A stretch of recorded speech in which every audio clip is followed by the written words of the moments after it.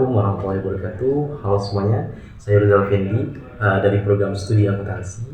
Yang dimana kesempatan kali ini setelah video sebelumnya kita membahas tentang sistem penjualan, bahwasanya terdapat sebuah prosedur lagi yang itu dalam sistem untuk membuat alur-alur dari sistem-sistem tersebut, yaitu menggunakan data flow diagram atau DFD yang sering kita sebut atau kita singkatnya. Kemudian DFD ini adalah alat visual yang penting dalam pengembangan sistem informasi, yaitu dengan DFD ini kita bisa memahami alur data dalam sistem dengan lebih mudah dan juga terstruktur. Nah, data flow diagram atau yang biasa disingkat DFD tersebut merupakan sebuah diagram yang menggambarkan alur data atau informasi dalam sebuah sistem secara visual. Nah, DFD ini menunjukkan bagaimana data bergerak dari satu bagian ke bagian lain masuk ke dalam sistem.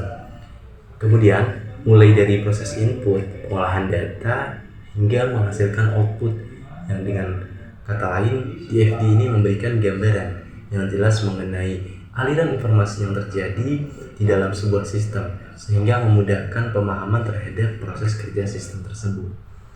DFD sangat berguna, yang pastinya dalam dunia pengembangan sistem informasi untuk menyokong dalam perkembangan teknologi informasi tersebut, karena mampu menjelaskan alur secara lebih mendalam dan juga terstruktur, berbeda dengan flowchart yang lebih menekankan pada urutan prosedur atau langkah kerja.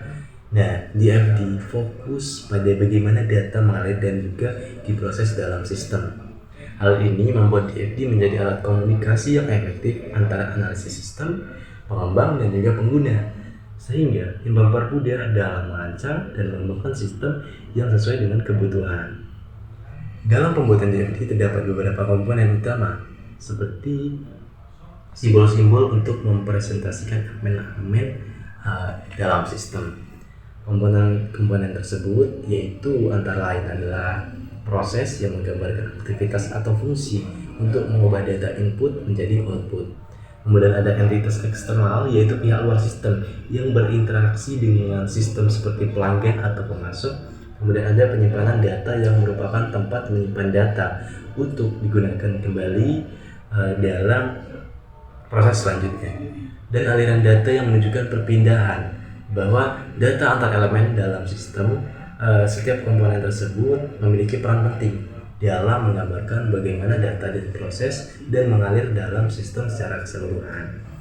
Nah, DFD biasanya disusun dalam beberapa tingkatan atau level, yaitu mulai dari level paling umum hingga level yang lebih rinci, yaitu level 0 atau konteks diagram memberikan gambaran keseluruhan secara sederhana tanpa masuk ke detail proses.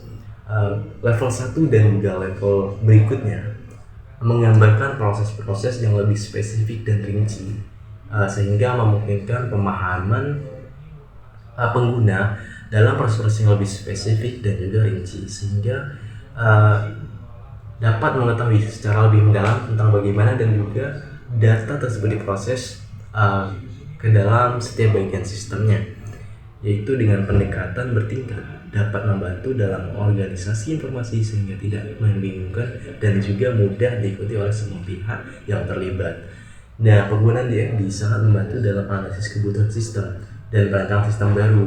Dan DFD, para analisis dan pengembang dapat mengidentifikasi kebutuhan data, proses yang harus dilakukan, serta interaksi antara sistem dengan lingkungan luar secara lebih jelas. Jadi ada simbol yang menunjukkan antara sumber data dan juga sumber tujuan kepada sebuah entitas. Nah, hal tersebut dapat melewat saran dan juga pengembangan dan memastikan sistem yang dibangun dapat memenuhi kebutuhan pengguna.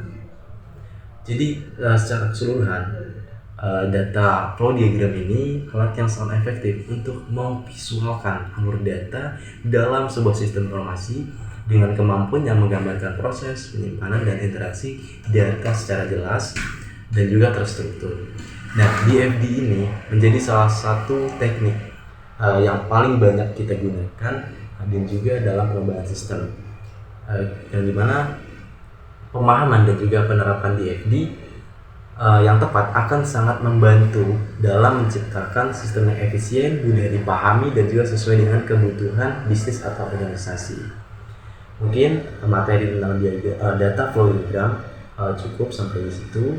Semoga bermanfaat dan menambah wawasan kepada teman-teman semua, dan juga bisa menjadi sebuah pemahaman baru tentang data flow diagram yang termasuk dalam sistem informasi akuntansi. Mungkin itu saja yang dapat saya sampaikan. Saya ucapkan terima kasih. Sampai jumpa di video berikutnya. Wassalamualaikum warahmatullahi wabarakatuh.